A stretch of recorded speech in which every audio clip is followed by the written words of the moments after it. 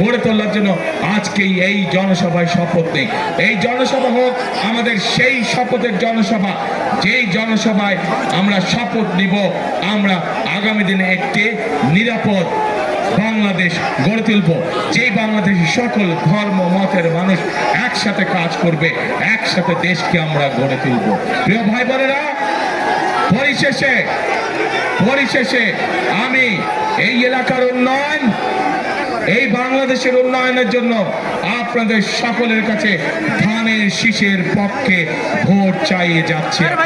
আমরা চাই প্রত্যেকটি ধর্মের মানুষ শান্তিতে এই দেশে বসবাস করবে, যে যার যোগ্যতার ভিত্তিতে, যে যার মেধার ভিত্তিতে সামনের দিকে এগিয়ে যাবে। স্বাধীনতা রক্ষা করেছি, এখন আমাদেরকে দেশকে গঠন করতে হবে, এখন আমাদের এই দেশকে তৈরি করতে হবে, এই দেশের অর্থনীতিকে, এই দেশের গণতন্ত্রকে আমাদেরকে মজবুত করে গড়ে তুলতে হবে, যাতে এই দেশের মানুষের সামনে একটি নিরাপদ ভবিষ্যৎ তৈরি হতে পারে।